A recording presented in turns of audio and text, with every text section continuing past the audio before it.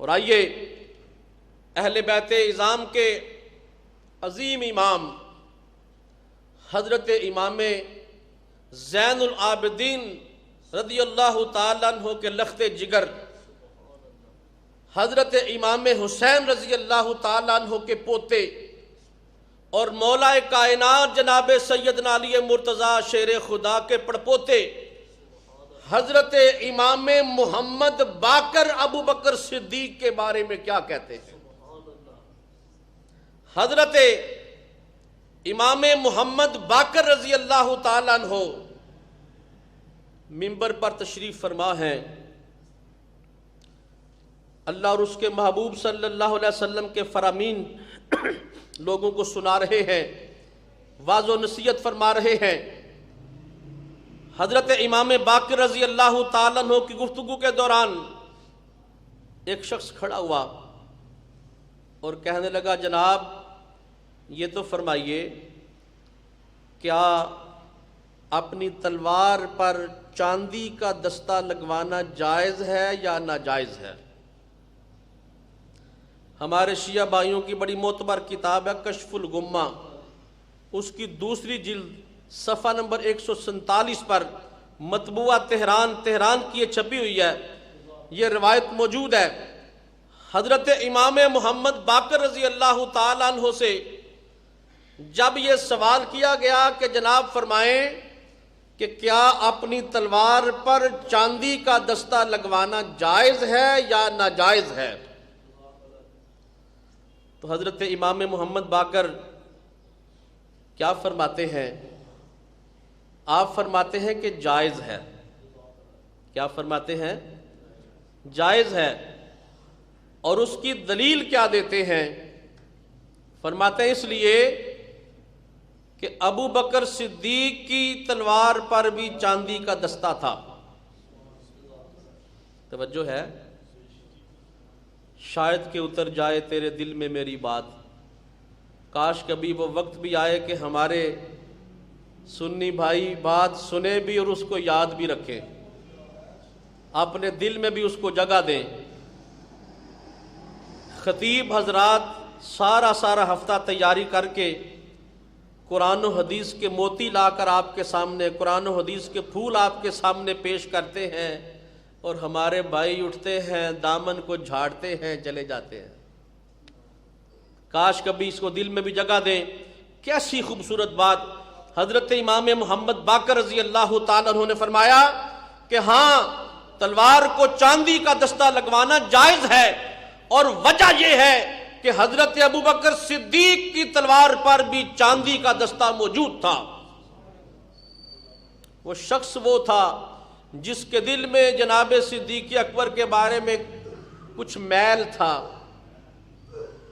کچھ بغض تھا، کچھ عناد تھا۔ اس نے جب یہ سنا تو حیرت و استعجاب کی تصویر بن کے کہنے لگا، جناب آپ بھی ابو بکر کو صدیق کہتے ہیں؟ جناب حضرت امام محمد باقر کے چہرے پر جلال آیا، منبر رسول پر بیٹھے ہوئے تھے، بیٹھے بیٹھے ارشاد فرمانے لگے، فرمایا ہاں نعم الصدیق، پھر فرمایا نعم الصدیق، پھر تیسری دفعہ ارشاد فرمایا نعم الصدیق، 3 دفعہ یہ جملہ ارشاد فرمایا ابو بکر صدیق ہیں، ابو بکر صدیق ہیں، ابو بکر صدیق ہیں۔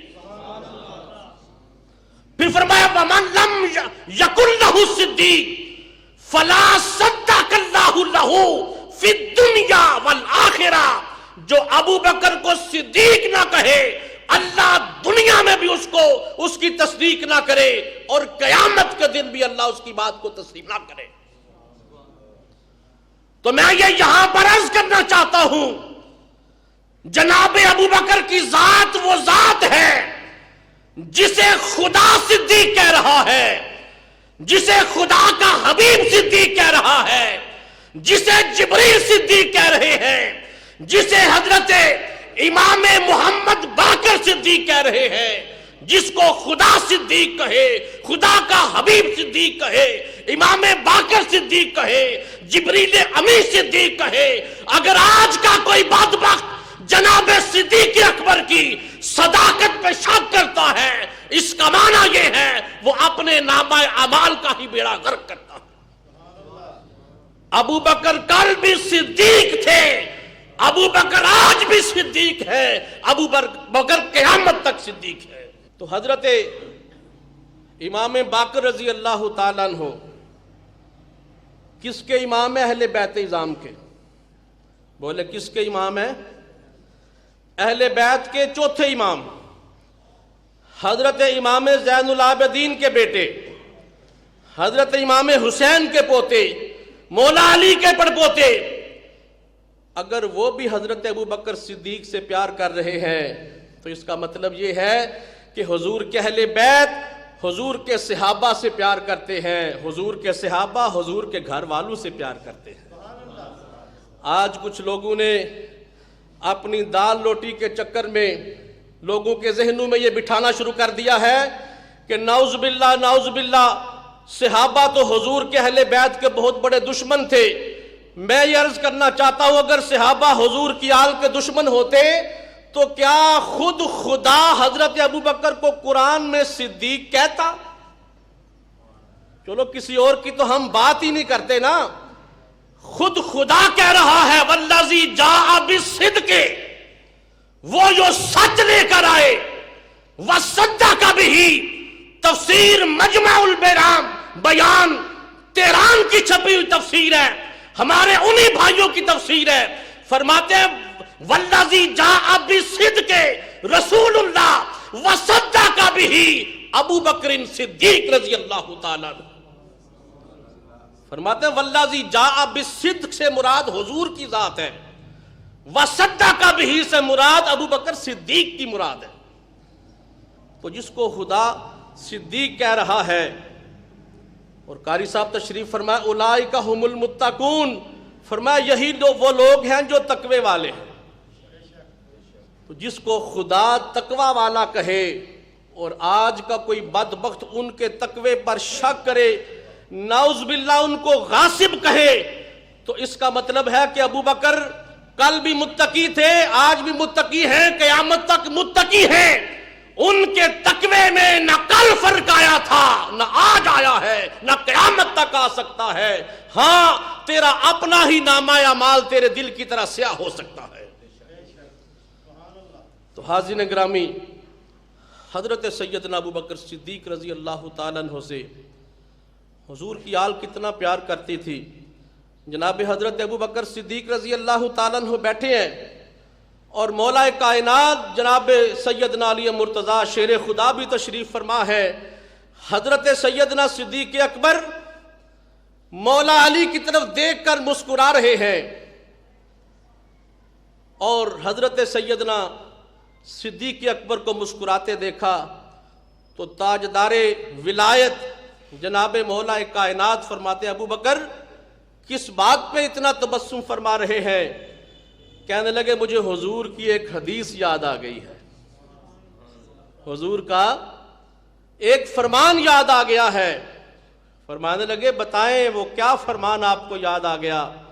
حضرت ابو بکر صدیق رضی اللہ تعالیٰ عنہ کہتے ہیں کہ میں نے اپنے کانوں سے سنا، حضور تاجدار کائنات نے فرمایا تھا کل قیامت کے دن پل صراط سے گزرنے کی سند علی جس کو دے گا وہ پل صراط سے گزر کر جنت میں داخل ہوگا۔ جناب سیدنا علی مرتضیٰ نے سنا تو آپ بھی خوب مسکرائے۔ جناب سیدنا صدیق اکبر کہتے ہیں حضور آپ کے مسکرانے کی وجہ کیا ہے؟ آپ فرمانے لگے مجھے بھی حضور کا ایک فرمان یاد آ گیا ہے، مجھے بھی حضور کی ایک حدیث یاد آ گئی ہے۔ میرے کریم آقا نے فرمایا تھا علی پل صراط سے گزرنے کی ٹکٹ اسے دینا جو ابو بکر صدیق سے محبت کرتا رہا ہوگا۔ کہ حضرت ابو بکر کی ذات گرامی وہ ذات گرامی ہے جسے خود خدا صدیق کہہ رہا ہے، اور حضور صدیق کہہ رہے ہیں، جبریل صدیق کہہ رہے ہیں، اور مولا کائنات کے یہ اپنے گھر کے اپنے فرد فرما رہے حضرت امام محمد باقر آپ کو صدیق فرما رہے ہیں۔ تو تو پتہ چلا حضرت ابو بکر صدیق رضی اللہ تعالیٰ عنہ حضور کے گھرانے سے محبت کرنے والے ہیں، حضور کے گھرانے سے پیار کرنے والے ہیں، حضور کے گھرانے کا خیال رکھنے والے ہیں۔ یہی وجہ ہے کہ خدا بھی ان سے محبت کرتا ہے، خدا کا حبیب بھی محبت کرتا ہے، مولا کائنات بھی محبت کرتے ہیں، سیدنا امام عالی مقام بھی محبت کرتے ہیں، امام محمد باقر بھی محبت کرتے ہیں۔ آئیے کیسا خوبصورت عقیدہ ہمیں قرآن پاک نے دیا ہے۔ کاش کبھی ہم قرآن پاک کو پڑھتے، اس کو سمجھتے، اس کو سٹڈی کرنے کی کوشش کرتے، ہمیں پتہ چلتا کہ قرآن حضور کے گھر والوں کے متعلق اور حضور کے اصحاب کے متعلق کیا کہہ رہا ہے۔ انشاءاللہ اگلے جمعۃ المبارک پر مزید اس کی ڈیٹیل آپ کے سامنے عرض کریں گے۔ اللہ پاک ہم سب کو جو کچھ عرض کیا گیا اس پر عمل کی توفیق عطا فرمائے۔ وما علیہ الا البلاغ المبین۔